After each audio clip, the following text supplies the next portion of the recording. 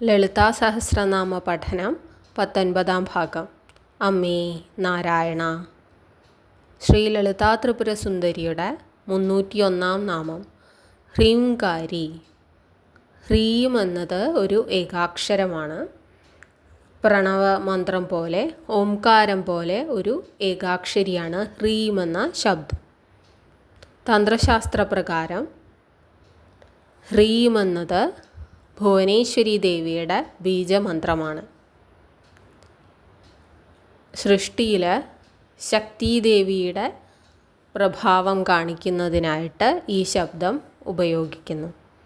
തന്ത്രശാസ്ത്രപ്രകാരം ഹ, ഋ, E എന്നീ ശബ്ദങ്ങൾ യഥാക്രമം സൃഷ്ടി, സ്ഥിതി, സംഹാരം എന്നിവയെ സൂചിപ്പിക്കുന്നു.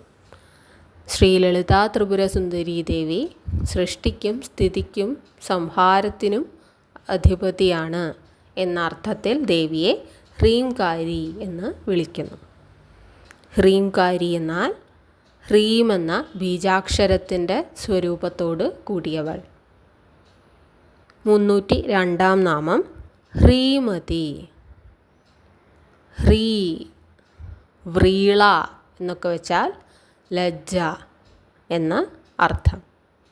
ഹ്രീമതി എന്നാൽ ലജ്ജാവതി, ലജ്ജാശീലയായവൾ. ദേവി ലജ്ജാശീലയാണ് എന്ന് പറയുന്നതിലൂടെ ധ്യാനിക്കുന്നവർക്ക് മുന്നിൽ അത്ര എളുപ്പം പ്രത്യക്ഷപ്പെടാത്തവൾ. ദേവിയെ പ്രീതിപ്പെടുത്തുക, ദേവിയെ നേടുക എന്ന് പറയുന്നത് അത്ര എളുപ്പമുള്ള കാര്യമല്ല. 100% നിസ്വാർത്ഥമായ ഭക്തിയോടെ മാത്രമേ ദേവി ലളിതാംബികയെ പ്രീതിപ്പെടുത്തുക സാധ്യമാകൂ. അതിനാൽ ദേവിയെ ഹ്രീമതി അഥവാ ലജ്ജാവതി അല്ലെങ്കിൽ ലജ്ജാശീല എന്ന് വിളിക്കുന്നു. ഹ്രീം എന്ന മന്ത്രം സ്വരൂപമാക്കിയവൾ എന്ന അർത്ഥത്തിലും ഹ്രീമതി എന്ന് വിളിക്കാം. 303-ാം നാമം ഹൃദ്യ. ഭക്തൻ്റെ ഹൃദയമാകുന്ന ദേവാലയത്തിൽ വസിക്കുന്നവൾ ഹൃദ്യ. അല്ലെങ്കിൽ ഏവരുടെയും ഹൃദയത്തെ കവരുന്നവൾ എന്ന അർത്ഥത്തിലും ദേവിയെ ഹൃദ്യ എന്ന് വിളിക്കുന്നു.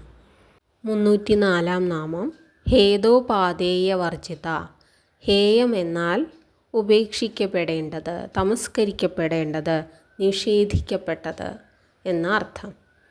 ഉപാധേയം എന്നാൽ വിധിയാം വണ്ണം സ്വീകരിക്കപ്പെടേണ്ടത് എന്ന് അർത്ഥം.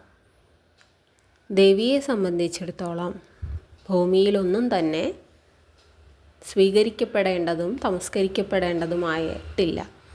ദേവിക്ക് വിധി നിഷേധങ്ങളൊന്നും തന്നെ ബാധകമല്ല. ഇനി വേറൊരു രീതിയിൽ പറഞ്ഞാൽ ദേവിയിലെ ഒരു കണികയും തമസ്കരിക്കപ്പെടേണ്ടതായിട്ടില്ല. ദേവി പൂർണ്ണമായും സ്വീകാര്യയാണ്. ഇനി നോക്കൂ, രാജരാജാർച്ചിത എന്നാൽ രാജാധി രാജന്മാരാൽ പോലും പൂജിക്കപ്പെട്ടിട്ടുള്ളവൾ. ദേവിയുടെ പ്രധാനപ്പെട്ട 12 ഉപാസകരെ പറ്റി പറയുകയുണ്ടായി. അവരാണ് മനു, ചന്ദ്രൻ, കുബേരൻ, ലോപമുദ്ര, അഗസ്ത്യൻ, മന്മഥൻ, അഗ്നി, സൂര്യൻ, ചന്ദ്രൻ, സ്കന്ദൻ, ശിവൻ, ദുർവാസാവ് എന്നിവർ.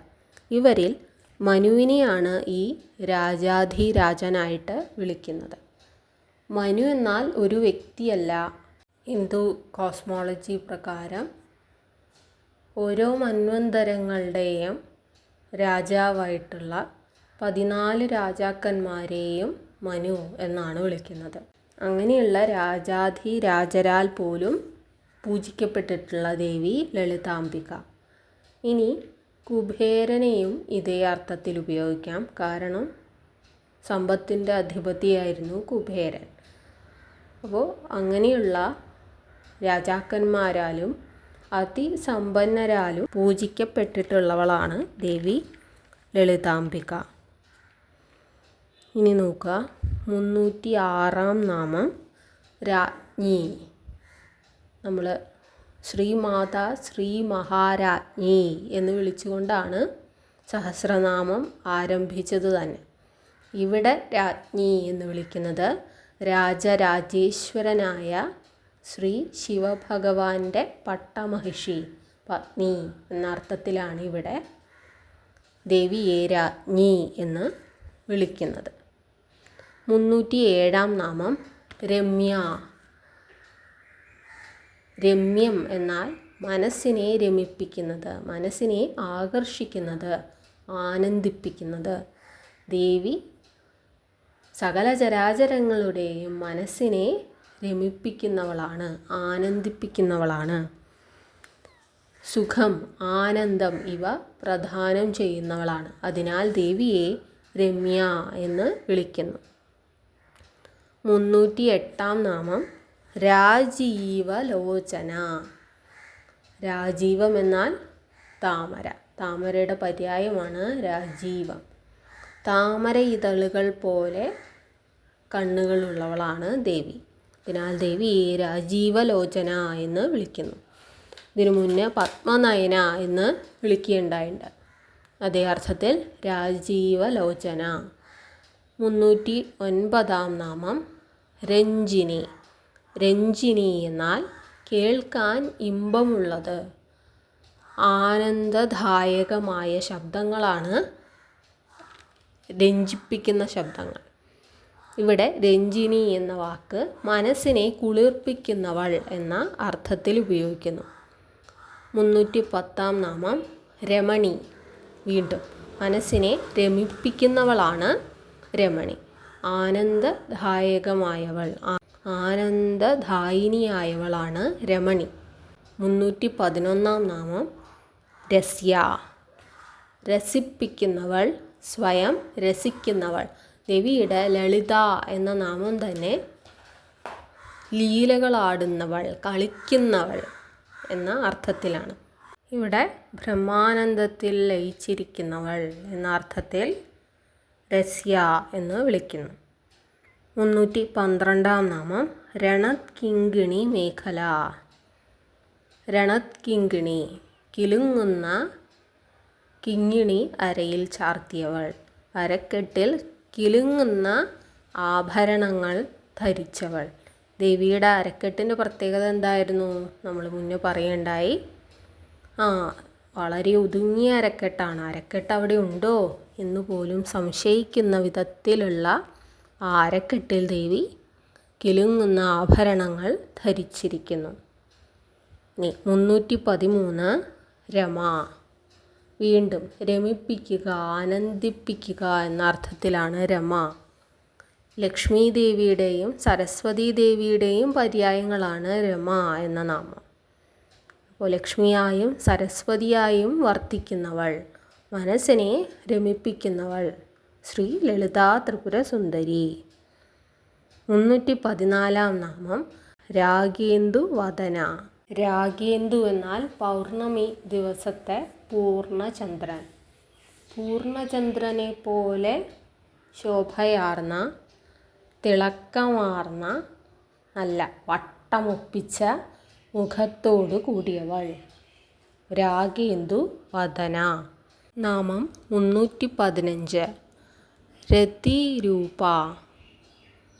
മനസ്സിനെ ആകർഷിക്കുന്നവൾ. രതീദേവിയെപ്പോലെ, കാമദേവൻ്റെ പത്നിയായ രതീദേവിയെപ്പോലെ മനസ്സിനെ ആകർഷിക്കുന്നവൾ ശ്രീ ലളിതാ ത്രിപുര സുന്ദരി. 316 രതിപ്രിയ.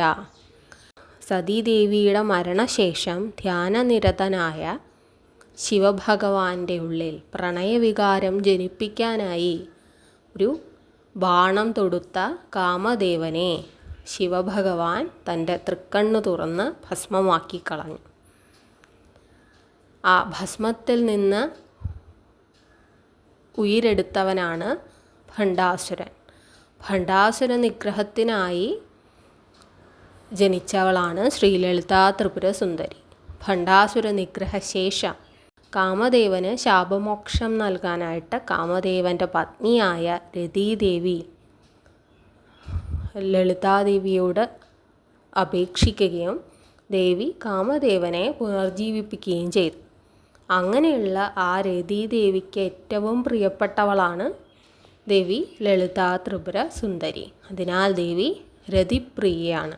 ഇനി രതീദേവിയുടെ പൂജയിൽ പ്രീതിപ്പെട്ടവളാണ് ശ്രീ ലളിതാ ത്രിപുര സുന്ദരി. അതിനാൽ രതിക്ക് പ്രിയമുള്ളവളാണ് ശ്രീ ലളിതാ ത്രിപുര സുന്ദരി. ഈ രണ്ടർത്ഥത്തിലും ആ വാക്ക് എടുക്കാം. രതിപ്രിയ.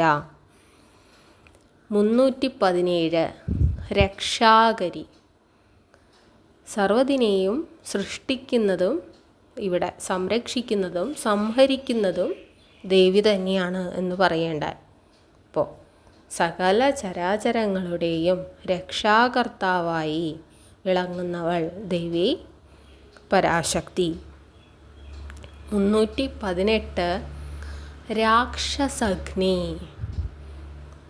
ദേവി അവതരിച്ചത് തന്നെ ഭണ്ഡാസുരൻ എന്ന അസുര നിഗ്രഹത്തിനായിട്ടാണ്. ഈ അസുരൻ എന്നുള്ളത് കൊണ്ട് നമ്മുടെ ഉള്ളിലെ, ഭക്തൻ്റെ ഉള്ളിലെ ആസുരിക ചിന്തകൾ, ഭയം, ക്രോധം, അസൂയ, അത്യാഗ്രഹം തുടങ്ങി ആസുരികമായ ഭാവങ്ങളെ ഇല്ലായ്മ ചെയ്യലാണ് ദേവീഭജനത്തിൻ്റെ ലക്ഷ്യം. അപ്പോൾ നമ്മൾ ശത്രു സംഹാരം എന്നൊക്കെ പറയും. ആ ശത്രു സംഹരിക്കപ്പെടേണ്ടത് എവിടെയാണ്? നമ്മുടെ മനസ്സിലാണ്. ഈ അസുര നിഗ്രഹം കൊണ്ടും ഉദ്ദേശിക്കുന്നത് നമ്മുടെ ഭക്തൻ്റെ ഉള്ളിലെ ആസുരിക ചിന്തകളെ ഇല്ലായ്മ ചെയ്യലാണ്. അങ്ങനെയുള്ള രാക്ഷസഗ്നിയാണ് ദേവി ലളിതാംബിക. അമ്മേ നാരായണ.